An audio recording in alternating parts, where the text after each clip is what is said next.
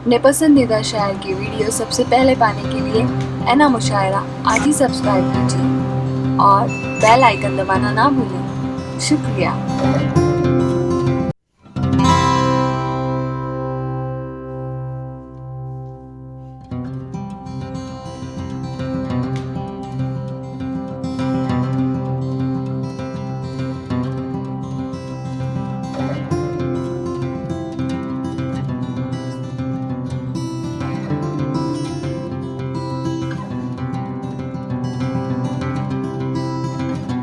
मैं बहुत ही अदब और एहतराम के साथ एक ऐसी शख्सियत को आवाज़ देना चाहता हूँ कि जो हमारे रहनुमा भी हैं, जो हमारे रहबर भी हैं और हमारी ज़बान का दर्द भी रखते हैं।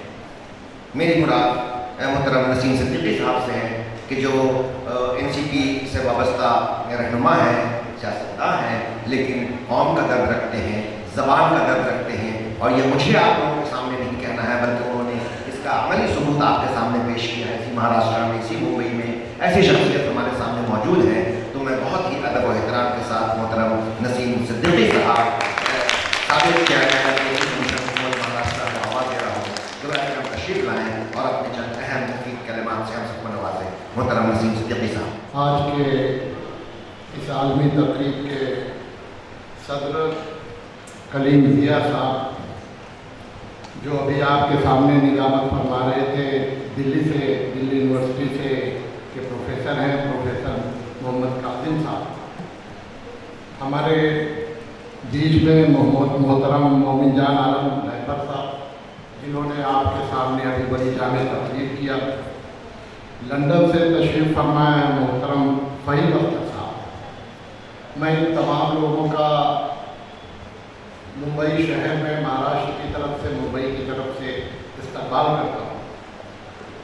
और मैं हमारे दोस्त मुशीर अहमद को ख़ास तौर से मुबारकबाद पेश करना चाहता हूँ कि आज के इस भाग दौड़ की ज़िंदगी में, आज के इस वेस्टर्न कल्चर में, जबकि पूरी दुनिया लंदन और अमेरिका की तरफ भाग रही हो, ज़ुबानों के मामले में हर शख्स ये चाहता है कि उसका बच्चा किसी कॉन्वेंट स्कूल से पढ़े।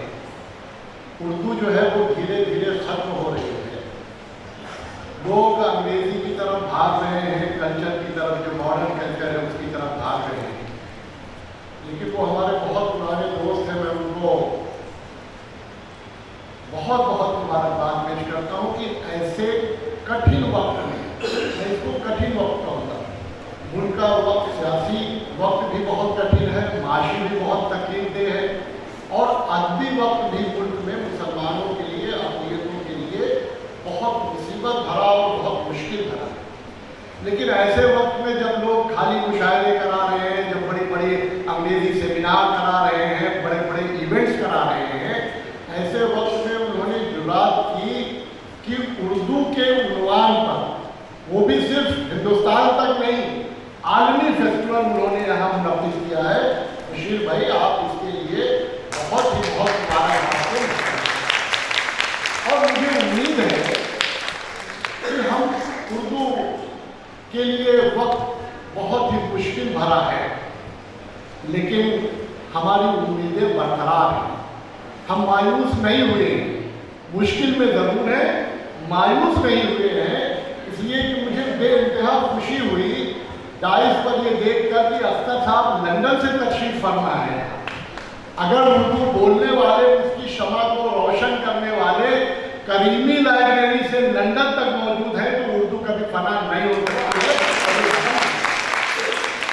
उर्दू के दुश्मन लाख हैं, पूरा ज़माना उर्दू का दुश्मन बना हुआ है, पूरी दुनिया उर्दू की दुश्मन बनी हुई है। ख़ास तौर से एक तबका जो है, उर्दू जो एक लश्करी ज़ुबान थी, जो मुसलमानों की ज़ुबान नहीं थी, लेकिन आज जिस तरीके से महाराष्ट्र की एक डिश है पोहा। अब्दुल साहब, यहाँ जो चावल से एक डिश बनती है नाश्ते में, उसको पोहा कहते हैं। महाराष्ट्र के लोग जानते होंगे बेशतर कि सुबह नाश्ते में पोहा, इडली, ये सब महाराष्ट्र के लोग पोहा बहुत खाते हैं। आज पोहा को भी हिंदुस्तान की पार्लियामेंट में हिंदू डिश बना दिया गया कि ये पोहा जो है हिंदू डिश। ऐसे वक्त में जब लिबास से प्रधानमंत्री हमारे लोगों को पहचान रहे होंगे। अब कहते हैं कि लिबास से वो पहचान जाते हैं कि कौन मुल्क के साथ है, कौन मुल्क के खिलाफ है, लेकिन अफसोस ये है कि पुलवामा में वो RDF लाने वालों को पहचान नहीं सकते। इतना कठिन वक्त है, लेकिन ऐसे वक्त में जब लिबास और खाने से पहचान की जा रही हो, लेकिन उर्दू जो है वो पूरे मुल्क में उसके दुश्मन है। जो लश्करी जुबान थी, आज उसको मुसलमानों से मुंसलिक कर दिया गया।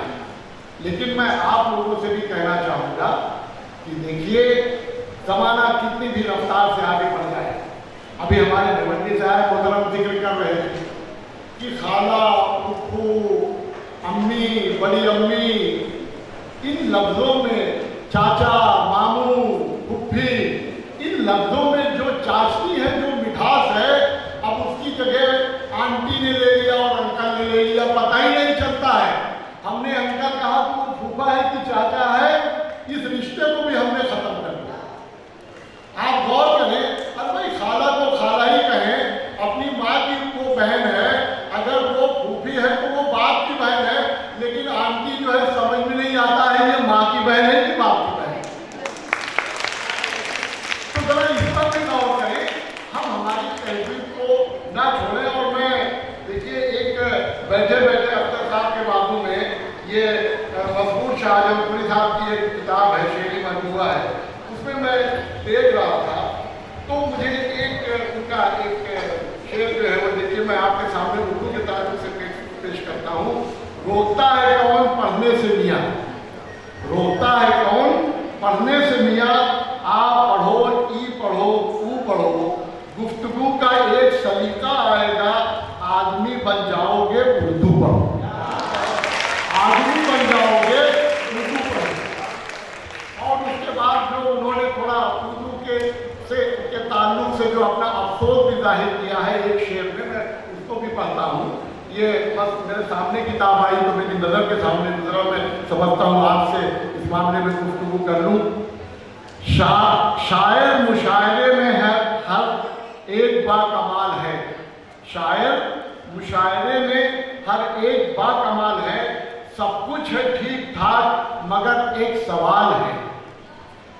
अहले सुखन कलाम सुनाए भी अब किसे, अहले सुखन कलाम सुनाए भी अब किसे, उजरत पे सामाइन का मिलना मुहाल है। यानी शायर को तो उजरत मिल जाती है, वो तो लिफाफा वगैरह उसको आने जाने का खर्चा मिल जाता है। अब शायर बचा है, सामाइन को पैसे से नहीं आ सकता है। ये मशहूर शाहजहांपुरी साहब का दर्द है जो छलक कर आपके सामने आया और उसने पेश किया। इसलिए मैं आपका ज़्यादा वक्त नहीं लूँगा, इसके बाद खाने का इंतजाम है, मैं इसमें दीवार कायम नहीं बनना चाहता हूँ, लेकिन इतना ज़रूर कहूँगा इस मौके का फायदा उठाते हुए कि देखिए, अगर हमने उर्दू का दामन छोड़ दिया तो हम हमारी तहजीब जो है वो बहुत खतरे में पड़ जाएगी। भले उर्दू मुसलमानों की जुबान नहीं है, लेकिन हमारी पूरी तहजीब, हमारी पूरी तारीख, हमारे बुजुर्गों का जो कुर्बानी, मुल्क की आज़ादी, और जो लोग उर्दू की मुखालफत करते हैं वो भूल गए। आज पार्लियामेंट में बैठे हुए जो बरसरे इक़्तिदार हैं वो भूल गए कि 90 साल के मुल्क की आज़ादी में जिस लफ्ज़ ने मुल्क को आज़ाद कराया वो था इनकलाब जिंदाबाद। ना जय महाराष्ट्र था, ना भारत माता की जय था, ना जय भवानी था, ना जय शिवाजी था। अगर कोई लफ्ज़ था, हम इन सब लफ्ज़ों का एहतराम करते हैं, हमारा कोई इख्तिलाफ नहीं है, हम सियासी लोग हैं, हम महाराष्ट्र में राष्ट्रवादी कांग्रेस के शरद पवार के साथ जुड़े हैं, अक़लियती कमीशन के चेयरमैन, 7 साल कैबिनेट मिनिस्टर रहे, हमको जय महाराष्ट्र कहने में कोई तकलीफ नहीं है, जय भवानी जय शिवाजी में भी तकलीफ नहीं है, लेकिन उसके ऊपर अगर कोई नारा है तो वो है इनकलाब जिंदाबाद। ये हमें हजारों लाखों मुसलमानों ने अपनी आज़ादी में कुर्बानी दी। हमारे एक साथी जिक्र कर रहे थे, मैंने एक अंग्रेज राइटर की किताब पढ़ी और उसने कहा कि दिल्ली से कराची तक कम से कम 65,000 उलमाओं को उन्होंने दरख्तों से लटके हुए लटकाया गया, उनको अंग्रेजों ने आज़ादी की ये सजा उनको दी। 65,000 उलमा दिल्ली कि कराची तक सड़क के दोनों किनारे एक भी ऐसा दरख्त नहीं मिला जिस पर एक उल्मा की जो है लाश को न लटकाया गया हो। ये कुर्बानी है हमारी, ये उर्दू की देन है, उनकी आज़ादी। लेकिन आज दूसरों से हमें क्या शिकायत है जी? हम तो कहते हैं हम खुद अपना जो है वो अपने अंदर झांक कर देखें, हम ये अपना इंट्रोस्पेक्शन करें, अपने अंदर झांक के देखें कि हम में से कितने के लोग जो है वो उर्दू अखबार पढ़ते हैं, कितने लोग उर्दू की किताबें खरीदते हैं, कितने लोग उर्दू को फरोग देने के लिए काम करते हैं। Charity begin from the home. अगर हमको कोई नेक काम करना है तो अपने घर से करना होगा।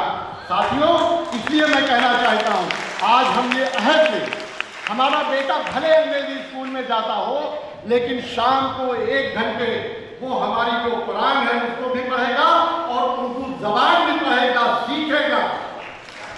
भले वो अंग्रेजी में कलेक्टर बन जाए और एसपी बन जाए, लेकिन अगर उसको उर्दू जबान नहीं आती, उर्दू का अखबार पढ़ना नहीं आता, उर्दू का रिसाला पढ़ना नहीं आता, उर्दू में गुफ्तगू नहीं कर सकता है, तो उसकी जिंदगी खूबसूरत तो हो सकती है लेकिन बेमानी है, उसका कोई मतलब नहीं होता।